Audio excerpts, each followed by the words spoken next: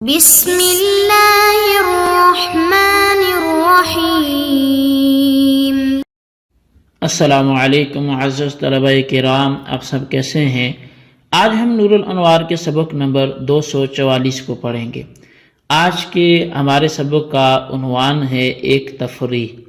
آج کے ہمارے سبق کی عبارت وَلِهَذَا جَعَلْنَا لَفْظَ الصَّاعِ فِي حَدِيثِ ابْنِ عُمَرَ عَامًا فِيمَا يَحُلُّهُ سے شروع ہوتی ہے۔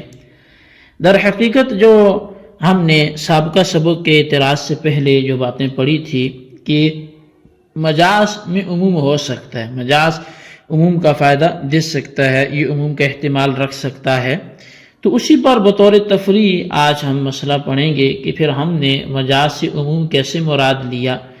تو ہم اس کی وضاحت حدیث ابن عمر سے کریں گے جو لا تبیع الدرہم بالدرہمین ولا الصاع بالصاعین سے وہ ہمارا استدلال تھا، تو ہم اسی کی وضاحت آج کریں گے۔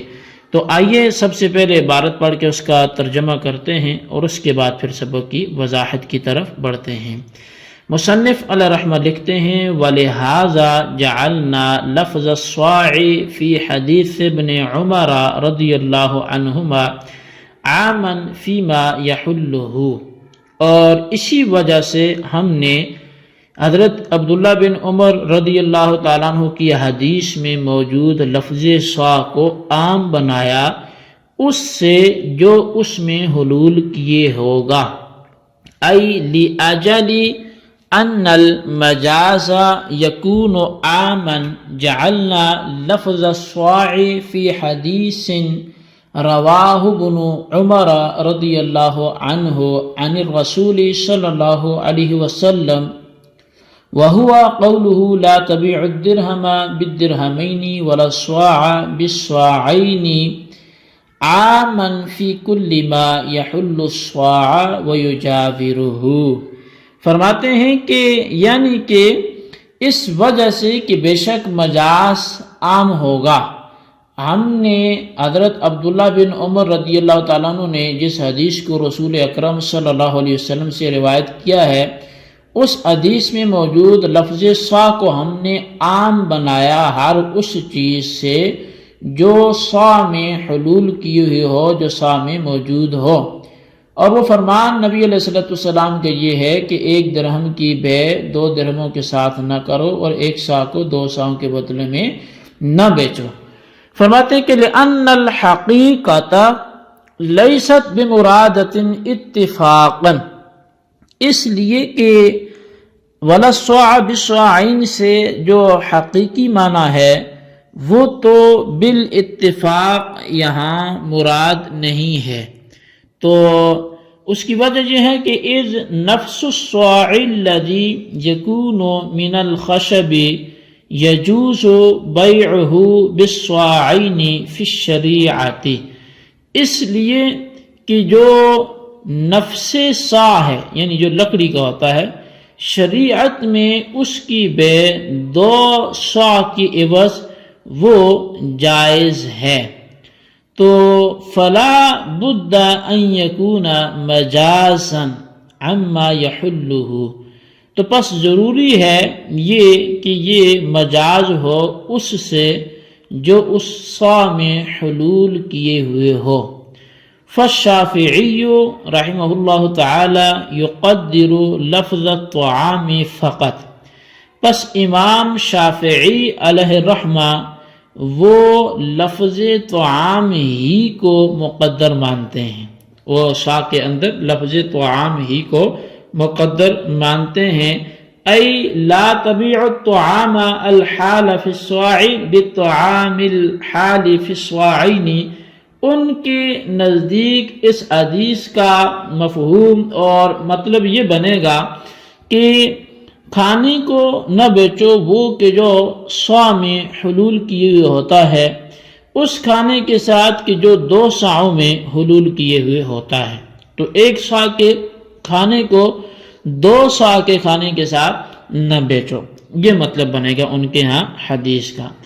کیوں جی کہتے لِأَنَّ الْمَجَازَ لا یکون الا خاصا، چونکہ امام شافعی کے ہاں مجاز نہیں ہوتا مگر خاص، ونحن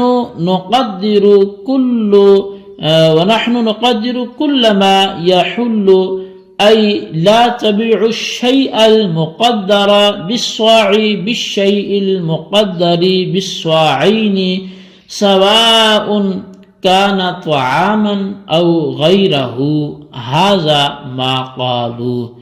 فرمایا اور ہم یعنی احناف وہ ہر اس چیز کو مقدر مانتے ہیں جو صاع کے اندر حلول کر سکتی ہو یا کی ہوئے ہو. مطلب اس کا یہ ہوگا کہ تم اس چیز کی بیع نہ کرو جس کا اندازہ صاع سے لگایا گیا ہو اس چیز کے ساتھ کہ جس کا اندازہ 2 صاعوں سے لگایا گیا ہو. برابر ہے کہ وہ چیز جو مقدر ہے صاع میں یا 2 صاعوں میں وہ کھانا ہو یا غیر طعام ہو، کھانے کے علاوہ کوئی چیز ہو. فرمایا کہ یہی وہ بات تھی جو علماء کرام نے بیان فرمائی تھی. جی طلباء کرام، یہ ہمارے آج کے سبق کی عبارت اور اس کا ترجمہ تھا جو آپ نے سماعت کیا. آئیے اب آج کے سبق میں جو ہم نے سنا ہے عبارت اور ترجمہ، اس کی وضاحت کی طرف بڑھتے ہیں.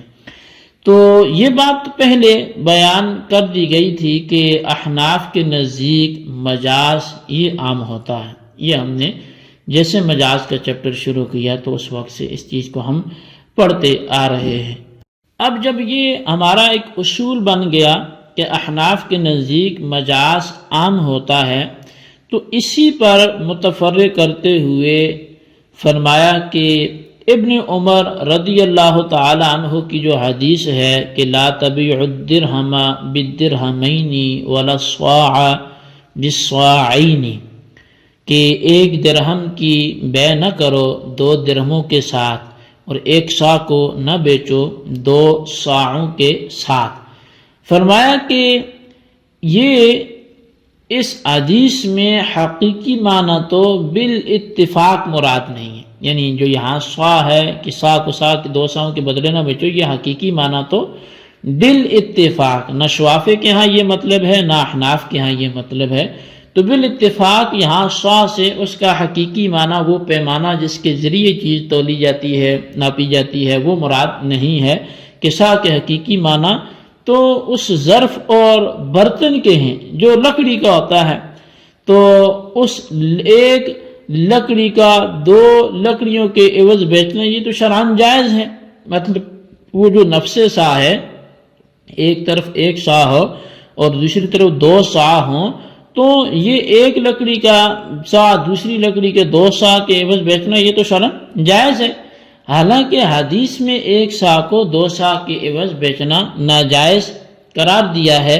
تو اس سے یہ بات ثابت ہوگی کہ حدیث میں جو صاع ہے اس سے مراد وہ برتن ہے ہی نہیں ہے، کہ نفس صاع سے مراد نہیں ہے. البتہ حدیث میں صاع کے مجازی معنی مراد ہیں، اور صاع کے مجازی معنی ہے مظروف، یعنی اس شے کے معنی آتے ہیں صاع کے حوالے سے جو صاع میں داخل ہوتی ہے اور صاع کے ذریعے اس کا اندازہ کیا جاتا ہے. یہ مجازی معنی احناف کے نزدیک تو عام ہیں، لیکن امام شافعی علیہ رحمہ کے نزدیک خاص ہیں.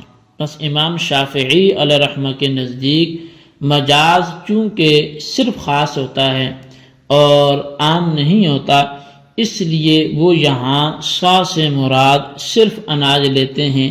یعنی وہ اناج جو 1 صاع میں ہو اس کو اس اناج کے عوض فروخت مت کرو جو 2 صاع میں ہو. تو چونکہ ان کے ہاں صرف اناج مراد ہے صاع سے، تو 1 صاع جہاں ہے تو وہاں 1 صاع والا اناج، اور جو جہاں 2 صاع ہے تو وہاں 2 صاع والا اناج. تو مطلب یہ ہوگا کہ جب 1 صاع میں اناج ہے تو اس کو 2 صاع میں جو اناج ہے اس کے عوض میں نہ بیچو. یہ ہوگا شوافے کے ہاں مطلب. اور احناف کے نزدیک مجاز چونکہ عام بھی ہوتا ہے اور یہاں حدیث میں بھی جو مجاز ہے وہ عام ہے، اس لیے احناف نے حدیث میں صاع سے مراد صرف وہ اناج نہیں لیا جو امام شافعی نے لیا، بلکہ ہمارے ہاں مجاز عام بھی ہوتا ہے. تو لہٰذا یہاں صاع سے مراد ہر وہ چیز لی ہے جو صاع میں داخل ہوتی ہو. اور سا کے ذریعے اس کا اندازہ کیا جاتا ہو۔ اب چہ جائے کہ وہ اناج ہو یا اناج کے علاوہ کوئی چونا وغیرہ کوئی دوسری چیز ہو، چنانچہ اس حدیث کی وجہ سے احناف کے نزدیک جس طرح ایک سا بھرا اناج کا دو سا بھرا اناج، جو ایک سا بھر جو اناج ہے وہ دو سا بھر جو اناج ہے اس کے عوض بیچنا ناجائز ہے، اسی طرح ایک سا جو چونا ہے اس کو دو سا چونے کے عوض بیچنا بھی ناجائز ہوگا۔ تو سا بھر چیز کو دو سا بھر کے عوض میں بیچنا وہ کوئی بھی ہو وہ جائز احناف کے ہاں نہیں ہوگا۔ جی طلبہ کرام، یہی آج کے ہمارے سبق کی عبارت ترجمہ وضاحت تھی جو آپ نے سنا، اس کو اچھی طرح سمجھیں، اس کے خلاصے کو رجسٹر پر لکھیں، بالخصوص ان سوالات کے جوابات بھی دیں۔ سوال نمبر 1 یہ ہے کہ حدیث ابن عمر سے ہمارا استدلال کیسے ہے، اور سوال نمبر 2 یہ ہے کہ امام شافعی سوال سے کیا مراد لیتے ہیں، اس کی وضاحت فرمائیں۔ اللہ تبارک و تعالیٰ سے دعا ہے جو کچھ ہم نے پڑھا سنا اسے یاد رکھنے کی توفیق نصیب فرمائے، آمین بجاہ النبی الامین صلی اللہ علیہ وسلم۔